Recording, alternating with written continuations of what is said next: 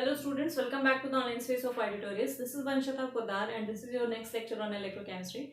I'm really sorry, बीच में थोड़े से कुछ issues थे जिसकी वजह से classes post नहीं हो पा रही थी. I'll try my best to be regular after this, okay? इस lecture में हम लोग cell potential का relation पढ़ेंगे with equilibrium constant and Gibbs free energy. और यही दो concepts के साथ आपका galvanic cell completely खत्म हो जाएगा.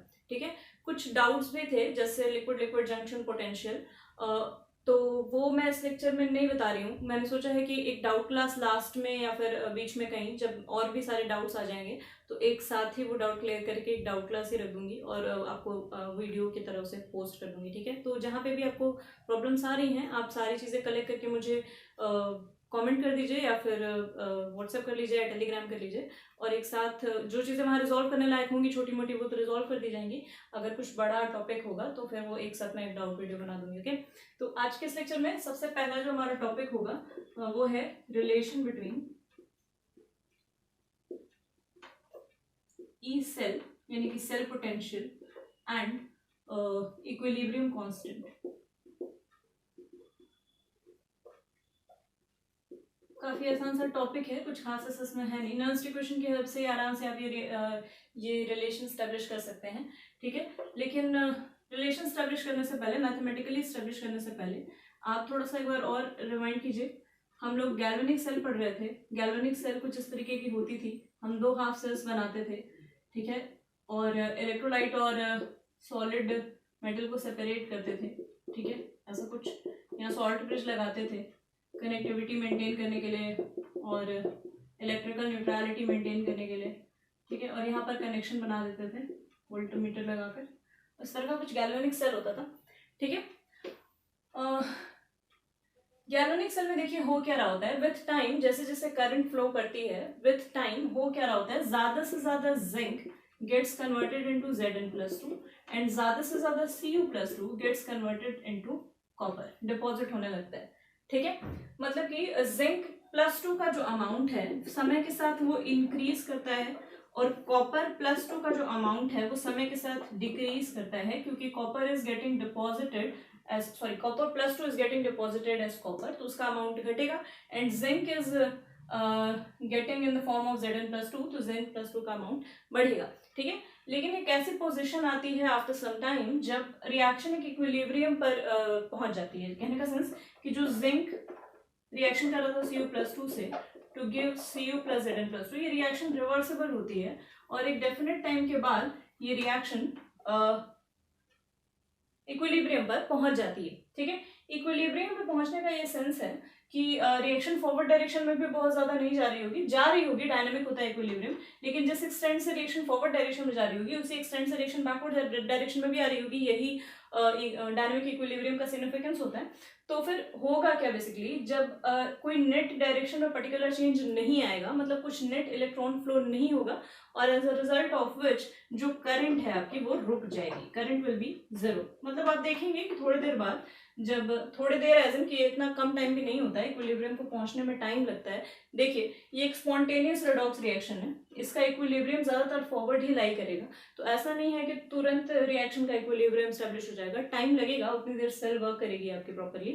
ठीक है, लेकिन एक पर्टिकुलर टाइम के बाद ऐसा होगा जब इक्विलिब्रियम रीच कर जाएगा. और इक्विलिब्रियम रीच करने का मतलब है कि इलेक्ट्रॉन का बहुत प्रॉपर फ्लो, इलेक्ट्रॉन का एक सिग्निफिकेंट फ्लो नहीं होगा किसी पर्टिकुलर डायरेक्शन में, क्योंकि जितना जिंक Zn+2 में कन्वर्ट होगा बाय गिविंग आउट 2 इलेक्ट्रॉन, उतना ही Copper+2 में कन्वर्ट होगा उसी एक्सटेंट से बाय एक्सेप्टिंग 2 इलेक्ट्रॉन्स. तो बेसिकली कोई net observable change of electron नहीं दिखाई देगा. अगर इलेक्ट्रॉन के नंबर ऑफ इलेक्ट्रॉन अगर सिग्निफिकेंटली चेंज नहीं होंगे तो सर्किट में करंट फ्लो करना बंद हो जाएगी और आप कहेंगे कि सेल आपकी डिस्चार्ज हो गई. ठीक है, इस पोजिशन में जब करंट जीरो हो जाएगी, इक्विलिब्रियम स्टेट पहुंच जाएगी, तो फिर आप नर्स्ट इक्वेशन को अप्लाई कर सकते हैं. ठीक है, क्योंकि नर्स्ट इक्वेशन हर कंडीशन में एप्लीकेबल होती है. ठीक, तो थोड़ा सा रिमाइंड कीजिए नर्स्ट इक्वेशन क्या होती थी. Nernst equation was E cell is equal to E naught cell minus RT/NF ln product by reactant, ये होती थी. अगर इक्विलिब्रियम की बात की जाए, देखिए अगर करंट जीरो हो जाएगी I = 0, तो ऑब्वियसली कि वोल्टेज भी जीरो हो जाएगा, कोई ई सेल आपको देखने के लिए नहीं मिलेगा। करंट फ्लो करेगी तभी तो वोल्टेज एक प्रॉपर स्टैब्लिश रहेगा। करंट फ्लो नहीं करने का मतलब क्या, पोटेंशियल डिफरेंस जीरो हो गया तभी करंट फ्लो नहीं कर रही है। अगर पोटेंशियल डिफरेंस कुछ होता तो करंट फ्लो कर रही होती। मतलब I is equal to zero का ये मतलब है सीधे सीधे कि E cell is equal to zero, मतलब इस सेल में इस कंसेंट्रेशन पे किसी भी तरह का वोल्टेज नहीं होगा। तो E cell will be zero at equilibrium and this will be E naught cell. ये तो किसी पर्टिकुलर कंडीशन में है, ये तो जीरो होगा नहीं।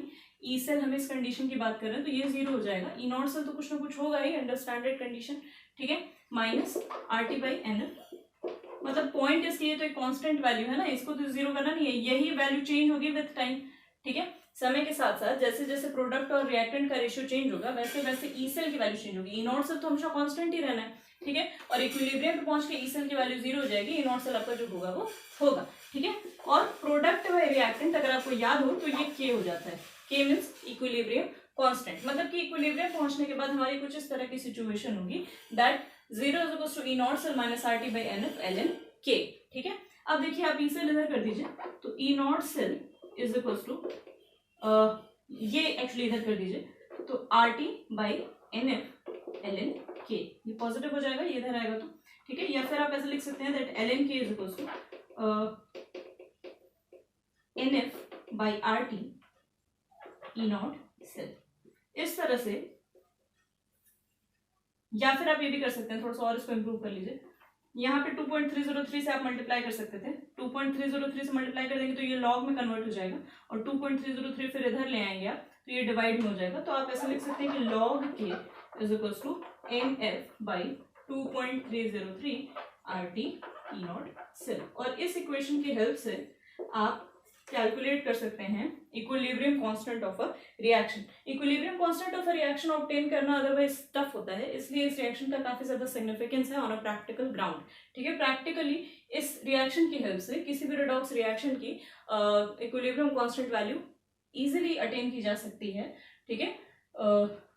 उस सिचुएशन में जब हमें वोल्टमीटर में ये ई सेल की वैल्यू जीरो देखने के लिए मिले, मतलब हमारा इक्विलिब्रियम रीच कर गया है और उस पर्टिकुलर टाइम पर हम सिर्फ ये कंडीशंस रख के ई नॉट सेल एन एफ और आर टी का वैल्यू रख के सिंपली लॉग के का वैल्यू कैलकुलेट कर सकते हैं और हेंस के का वैल्यू कैलकुलेट कर सकते हैं, जो कि अदरवाइज निकालना टफ होता है, ठीक है। तो this is the relation between equilibrium constant and E naught cell, ठीक है, विच इज अ कांस्टेंट। ये तो कांस्टेंट ही है, ये वैल्यू भी आप पता कर सकते हैं, ठीक है।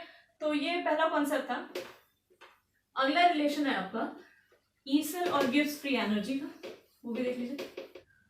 देखिए वैसे आपको ये रिलेशन याद रखना है, ठीक है, डेरिवेशन नहीं है आपके सिलेबस में, लेकिन स्टिल थोड़ी चीजें समझाई जा सकती हैं।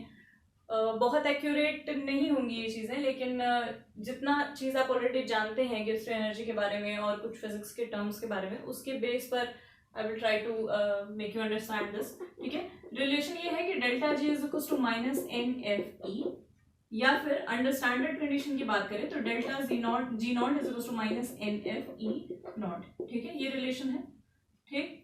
आता कैसे है, देखिए डेल्टा जी जो है gives free energy change of a spontaneous process is actually the amount of the maximum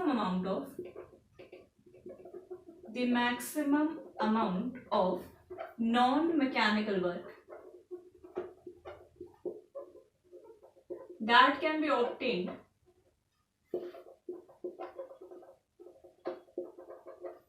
by a spontaneous redox reaction.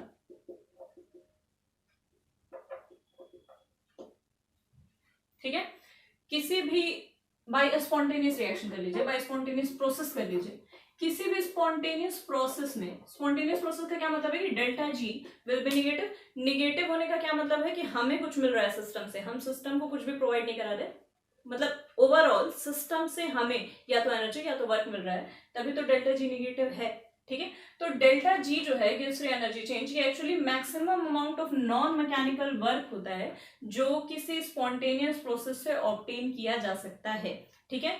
अगर प्रोसेस स्पॉन्टेनियस है तो एनर्जी उससे ऑब्टेन ही होगी, ये आप जानते हैं। स्पॉन्टेनियस प्रोसेस में एनर्जी रिलीज होती है, Gibbs free energy change negative होता है, मतलब वर्क आपको ऑब्टेन होगा और इस वजह से ये नेगेटिव होगा। आप जानते हैं कि कुछ चीजें अगर कोई भी वर्क सिस्टम को दिया जाता है तो वो पॉजिटिव होता है, अगर सिस्टम से हमें मिलता है तो फिर वो नेगेटिव होता है, इसलिए स्पॉन्टेनियस प्रोसेस के लिए डेल्टा जी वैल्यू नेगेटिव होता है।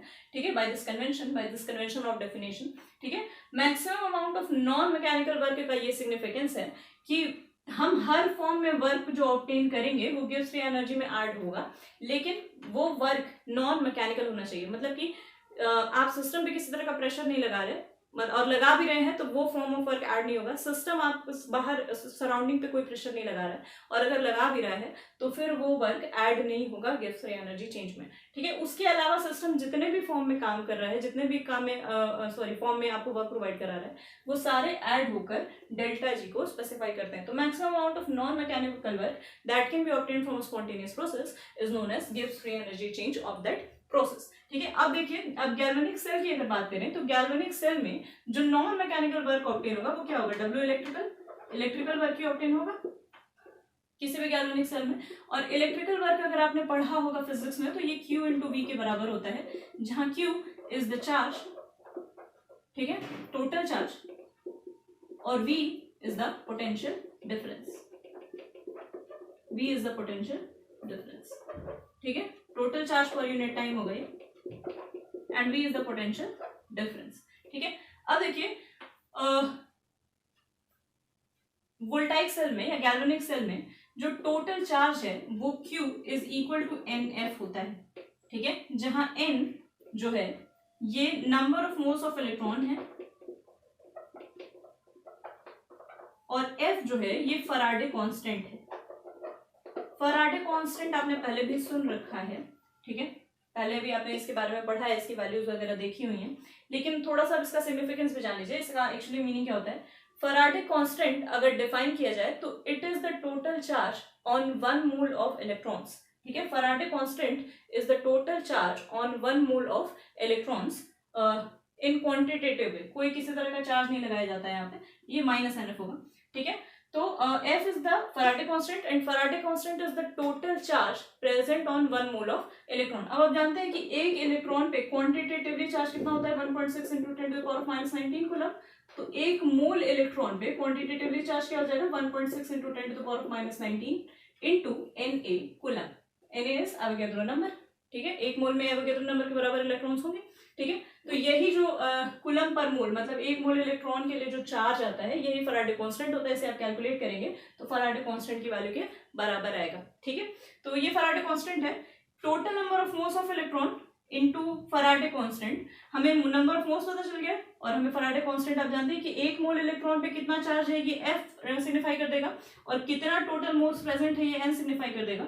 और आप इन्हें आपस में मल्टीप्लाई करेंगे तो क्या आ जाएगा, नेट चार्ज, कितना नेट चार्ज टोटल सिस्टम में प्रेजेंट है ड्यूरिंग द स्पॉन्टेनियस प्रोसेस। ठीक है, तो ये -NF टोटल चार्ज बताएगा आपको, और V जो कि पोटेंशियल डिफरेंस है वो E सेल के बराबर होगा। ये तो होगा किसी पर्टिकुलर टाइम पे V will be equal to E cell. ठीक, तो अब आप इस इक्वेशन को थोड़ा सा मॉडिफाई कर सकते हैं और you can write that W electrical is equal to -NF E cell.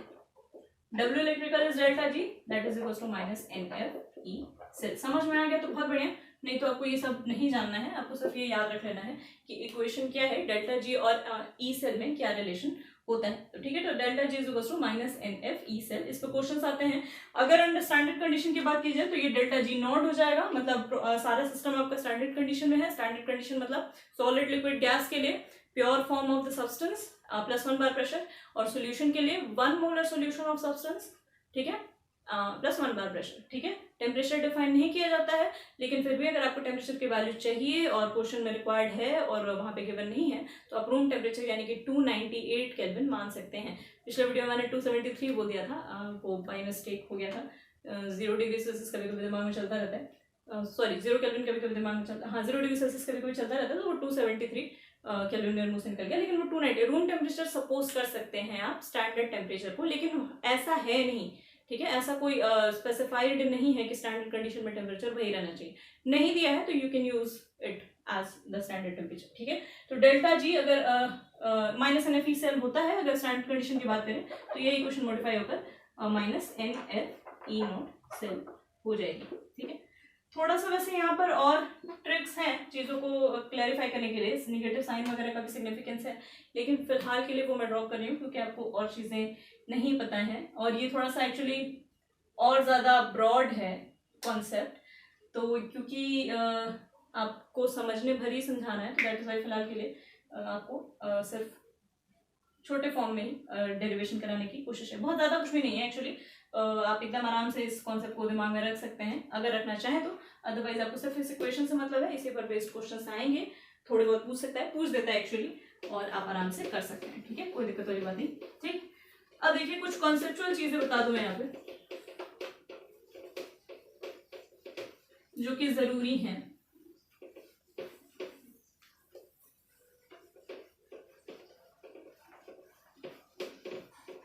देखिए आपने थर्मोडायनेमिक्स में 11th में एक्सटेंसिव और इंटेंसिव प्रॉपर्टी के बारे में पढ़ा है।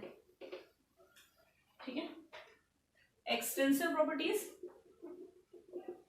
एंड इंटेंसिव प्रॉपर्टीज, ये आपने पढ़ा है 11th में थर्मोडायनेमिक्स पढ़ते टाइम। क्या होता था, एक्सटेंसिव प्रॉपर्टीज वो प्रॉपर्टीज होती थी जो अमाउंट पर डिपेंड करती थी, अमाउंट डिपेंडेंट होती थी। किसी भी सब्सटेंस की वो प्रॉपर्टी जो उसके अमाउंट पे डिपेंड करती है वो एक्सटेंसिव प्रॉपर्टी कहलाती है, और इंटेंसिव प्रॉपर्टी इंडिपेंडेंट होती थी, in for intensive and it is independent of amount of substance, amount independent होती थी।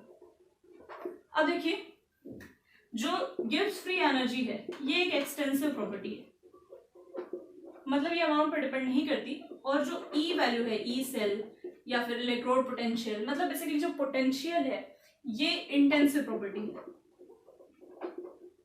जी एक्सटेंसिव है मतलब ये अमाउंट पे डिपेंड करती है, और ई सेल इंटेंसिव है मतलब कि ये अमाउंट पर डिपेंड नहीं करती है। और इस बात का भी अपना बहुत ज्यादा सिग्निफिकेंस है। सिग्निफिकेंस कब है ये मैं आपको समझा दूं, कभी कभी ट्रिक बनाने के लिए, बस क्वेश्चन को आपको कंफ्यूज करने के लिए इस तरह से दे देता है। देखिए मान लीजिए कोई प्रोसेस है, ए गिव्स बी, और इसके लिए ई नॉट सेल का वैल्यू उसने दे दिया कुछ, मान लीजिए सपोज x वोल्ट, तो पूछेगा बी गिव्स ए, इसके लिए ई सेल का वैल्यू क्या होगा, ई नॉट सेल का, तो ये आप जानते हैं कि this will be minus X B. ठीक है, प्रोसेस पलट गई है तो ई सेल भी पलट जाएगा, निगेटिव हो जाएगा बेसिकली। ठीक है, लेकिन कभी कभी ये कर देता है कि a is equals to B, A gives B के लिए ई सेल की वैल्यू दे देगा, और फिर पूछेगा कि 2a गिव्स 2b के लिए ई सेल का वैल्यू बताइए। तो कई बार लोग इसे 2x कर देते हैं, लेकिन ये 2x नहीं होगा, क्योंकि ई सेल यानी कि potential is an intensive property and it does not depend on amount of substance. ठीक है, ये प्रोसेस थी ए गिव्स बी, इसमें आप 2 से मल्टीप्लाई कर रहे हैं दोनों ओर, तो कर क्या रहे हैं बेसिकली, आप अमाउंट बढ़ा रहे हैं, रिएक्टेंट का अमाउंट बढ़ा रहे हैं, उसी रेशियो में प्रोडक्ट का अमाउंट बढ़ जा रहा है, तो ई सेल का वैल्यू पे कोई चेंज नहीं आएगा। इस कंडीशन में भी ई सेल का वैल्यू एक्स ही रहेगा।